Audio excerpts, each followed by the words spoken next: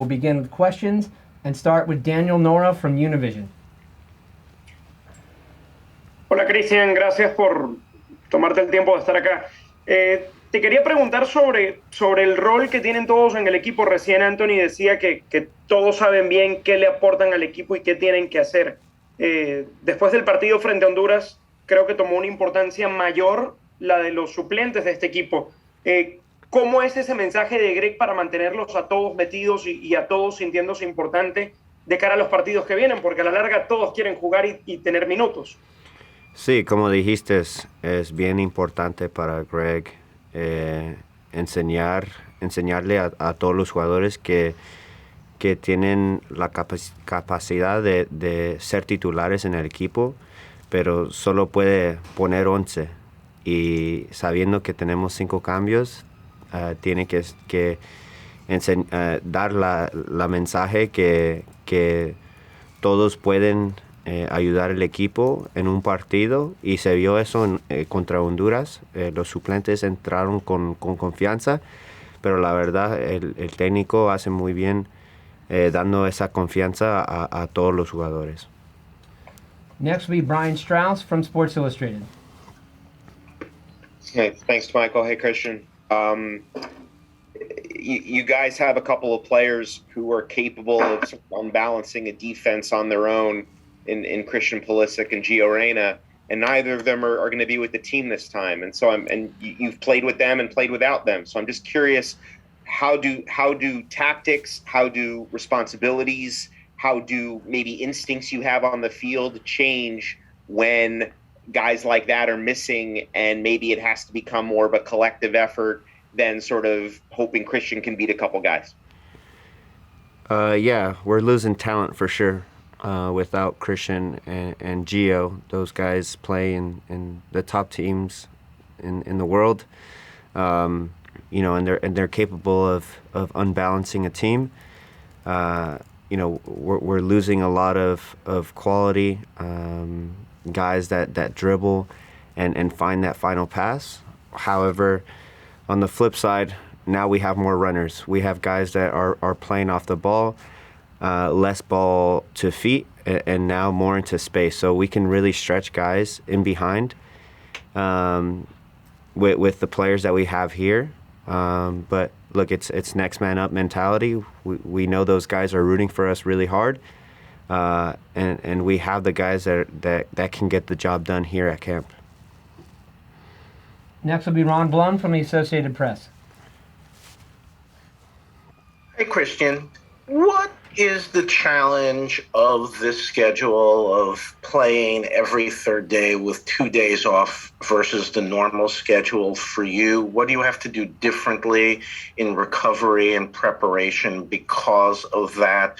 And how difficult is it to play 3 of those in a 7-day period?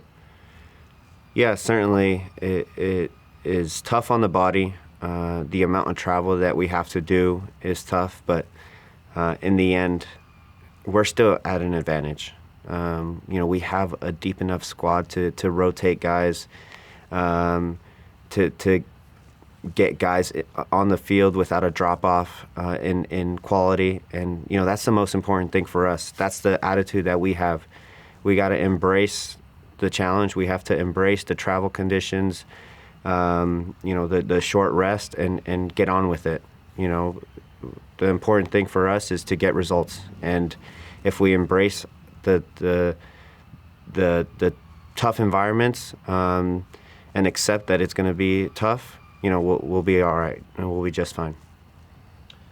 As Greg has mentioned, from the last 3 game set, we started 21 different players in the 3 matches, 22 total played during the window. Next, we'll go to Chris Bills.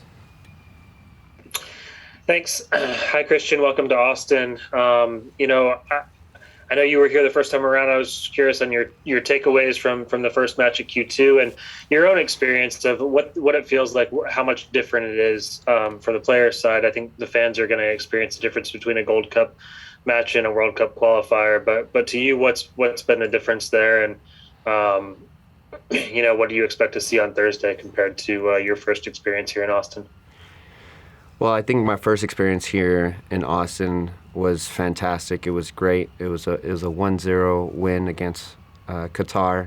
I remember vividly after Qatar misses their PK, how loud the stadium got, and that really lifted us in that moment. So I expect nothing less from Austin because they have such a great crowd and great fans.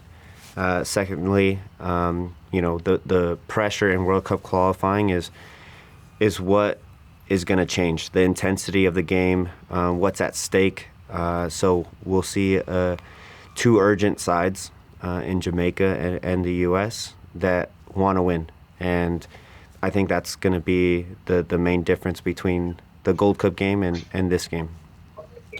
Next will be Claudio Villalobos. Cristian, se dice muchas veces en fútbol que un equipo no es tan malo como su último mal resultado, ni tan bueno como su último gran resultado. Si vemos el primer campamento de los Estados Unidos, habría que decir que por los primeros partidos andaba mal el equipo, o se podría decir eso. Y si se ve el último resultado de la goleada en Honduras, alguien podría decir que Estados Unidos está volando. ¿Cuál es realísticamente, como se ve el equipo en este segundo campamento, de acuerdo a lo que se espera, su funcionamiento en lo que viene? Pues para nosotros, yo creo que después del partido contra Honduras nos sentimos muy bien, con confianza.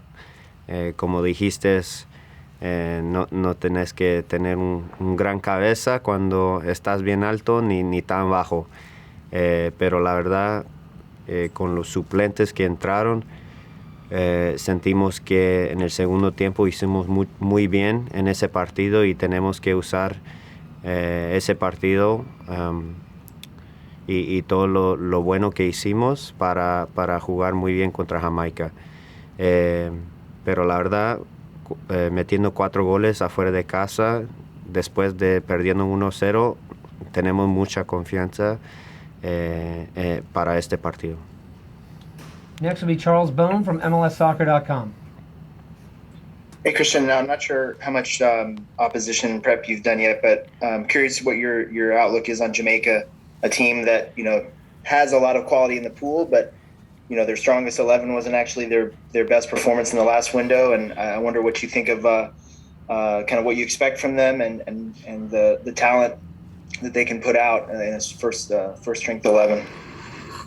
Yeah, I think this will be one of the strongest Jamaica sides that will play, and it'll be a difficult game.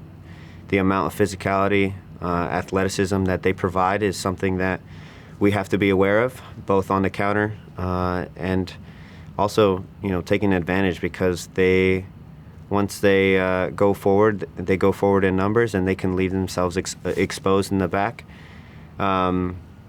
So, it'll be a difficult game because it's they're using really their key guys that they were unable to use in the last cycle, and we're looking forward to it. That's what World Cup qualifying is all about, and the competition that it brings. Next will be Paul Tenorio from The Athletic. Hey, Cristian. Like you said, it will be a different group this time around than it was in the Gold Cup, but it was a difficult quarterfinal game, 1-0 result that you guys had in the Gold Cup. You came in and helped change the game, had the assist to Matthew to win it, and you talked in that game about how you kind of came in and they inverted the triangle and took advantage of those wide spaces.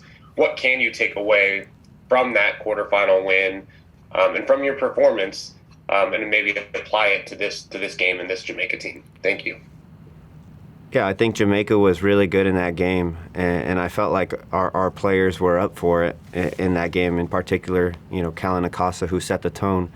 Counterattacking is something that we need to do a really good job of in this game, and taking advantage in wide areas. I felt that in the Jamaica game they dropped off when we try to run in behind, and that's just going to create a lot of space out wide. So being able to exploit the wide areas, and also getting runners in the box. If good things happen when we have a lot of guys in the box, and that's how we got our goal, and that's how we can punish Jamaica. But in the end, we have to have a complete game in order to win and do all the little things to help our team to be successful. Next will be Doug McIntyre from Fox. Thanks, Michael. Hi, Cristian. Thanks for doing this. I asked Anthony this. I'll ask you the same thing. But Greg talked about the focus, the mentality, the urgency, what have you, not being where it needed to be early on last camp. Curious how this one compares so far. Thank you.